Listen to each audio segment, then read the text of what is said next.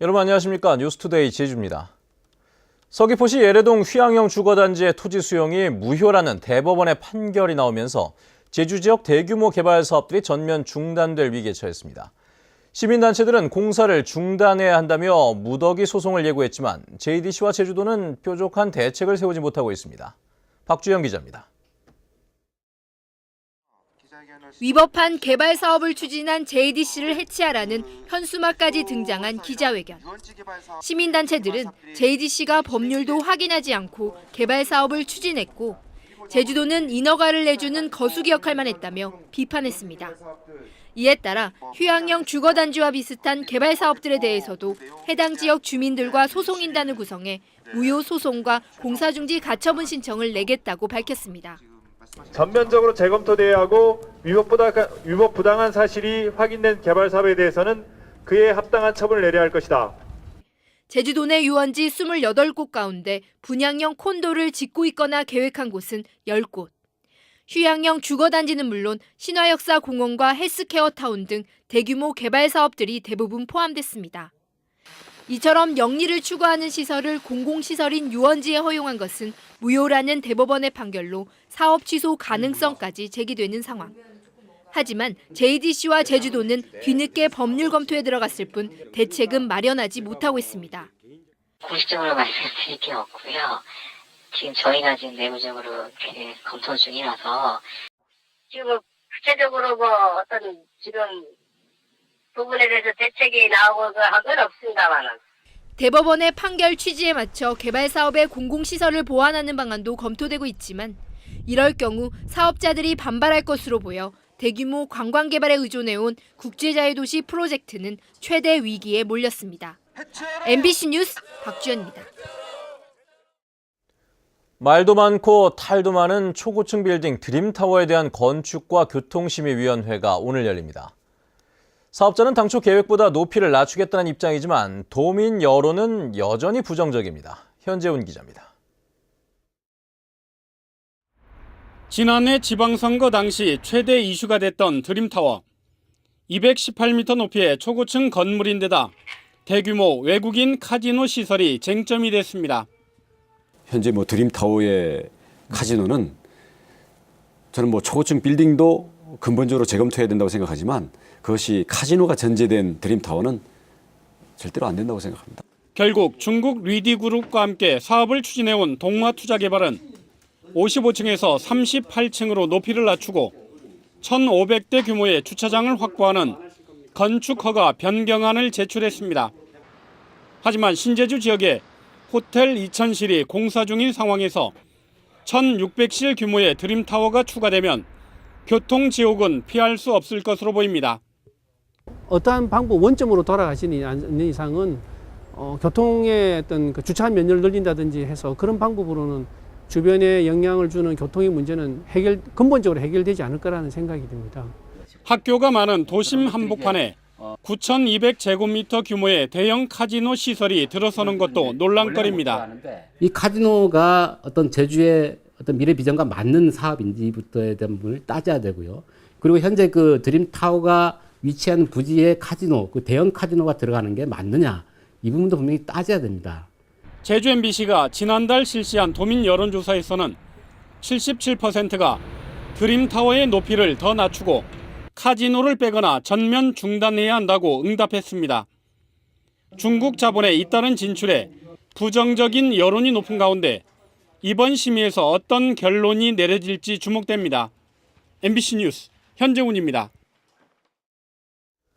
원희룡 도정 출범 이후 처음으로 제주도와 도의회의 정책협의회가 오늘 오후 4시부터 제주도청에서 열립니다. 이번 정책협의회 안건은 제주공항 인프라 확충 방안과 카지노 정책 공론화 방안, 그리고 예산 개혁 방안 등을 논의할 예산협의체 구성 등입니다. 정책협의회에는 제주도에서는 원희룡 지사와 관련 실국장이 참석하며 도의회에서는 의장단과 상임위원장, 교섭단체 대표가 참석합니다. 최근 제주 지역의 관광 개발 붐이 밀면서 건설 경기가 활기를 띠고 있는데요. 하지만 공사장 안전대책은 허술하다 보니 곳곳에서 안전사고가 잇따르고 있습니다. 이소연 기자가 취재해봤습니다. 중산간 지역의 한 리조트 건설 현장. 건축 자재가 언제 떨어질지 모르지만 안전모를 갖춘 근로자는 보이지 않습니다. 자재를 옮기는 임시 계단도 경사가 급해 양손으로 잡고 간신히 올라갑니다. 안전발판을 고정하는 갈고리는 빠져 있고 철제 난간은 나사가 빠진 채 철사로 엉성하게 묶였습니다. 저희도 사실 원래 퇴출을 시켜야 되는데 인력 구하기가 쉽지가 않으시죠? 그게 좀 원활하지가 좀 않아가지고 저희도 일도 빨리 끝내야 되는 상황이라. 또 다른 건설 현장도 위험하기는 마찬가지. 건물에 의무적으로 설치해야 하는 추락 방지막은 찾아볼 수 없고 안전모도 쓰지 않은 채 난간 위에서 철제 구조물을 붙들고 작업을 합니다. 당연히 위험하죠. 현장에 이제 처음 오면은 그거를 이제 이야기를 하잖아요. 안전을 지급하면서 쓰라고 이야기를 해야지. 근데 그런 말도 없고. 그럼 우리는 뭐 일단은 지급해야 그게 거기다 사인할 거 아닙니까? 이처럼 안전보호시설을 갖춰야 하지만 도내 소규모 공사 현장에서는 공사 기간과 비용에 급급한 나머지 이를 제대로 지키지 않는 경우가 대부분입니다. 지난해 공사 금액 120억 원 미만 소규모 건축 현장의 재해 발생률은 97%. 3명이 숨지고 500여 명이 다쳤습니다. 추락 사고가 37%를 차지해 가장 많았고 낙하물에 맞거나 넘어지는 사고 등이 뒤를 이었습니다. 작업 발판, 안전 난간, 추락 방지망을 설치하지 않은 사업장이 발견될 경우에는 일단 작업 중지 명령을 내리고 행사법 조치를 총동원해서 강력하게 단속하도록 하겠습니다. 특히 제주도 전역의 공사 현장 2만 6천여 군데를 감독하는 고용부의 인력은 불과 4명뿐이어서 사실상 감독이 어려운 실정입니다. MBC 뉴스 이소연입니다. 강화도 캠핑장 화재 사건과 관련해 도내 캠핑장들에 대한 강도 높은 안전 점검이 실시됩니다.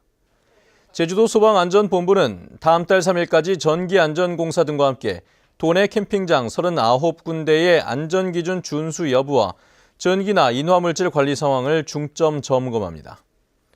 또 미신고된 캠핑시설도 조사하는 한편 글램핑과 카라반 시설에는 단독 경보형 감지기 설치를 추진할 방침입니다.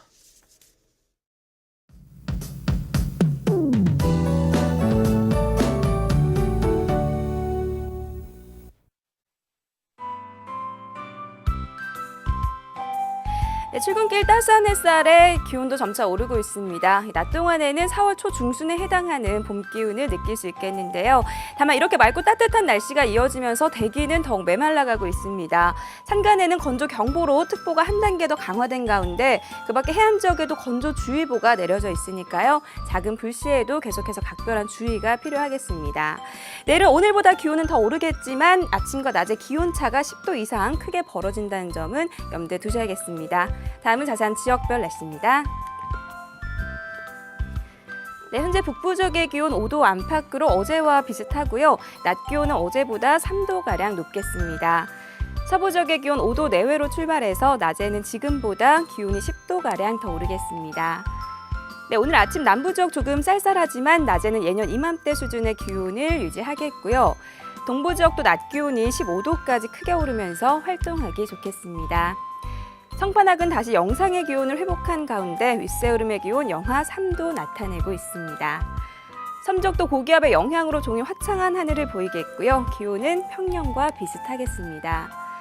해상에는 물결이 잔잔하게 일겠습니다. 네, 현재 인천공항에는 안개가 낀 가운데 그 밖의 공항 맑은 하늘 드러내고 있습니다.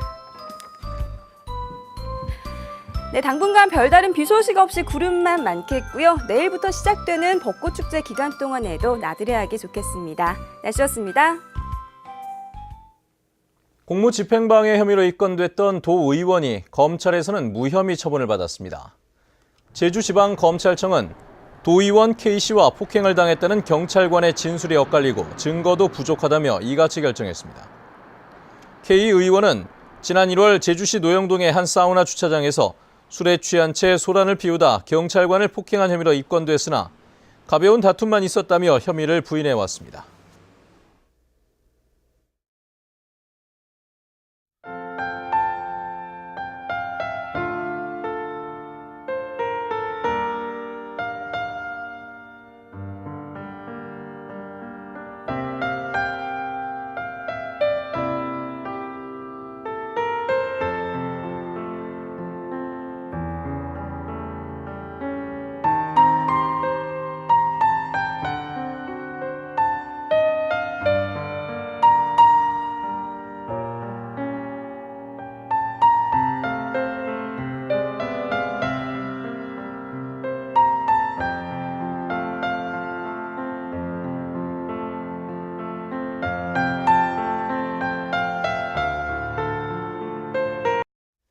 네, 뉴스투데이 제주를 마칩니다. 시청해주신 여러분 고맙습니다.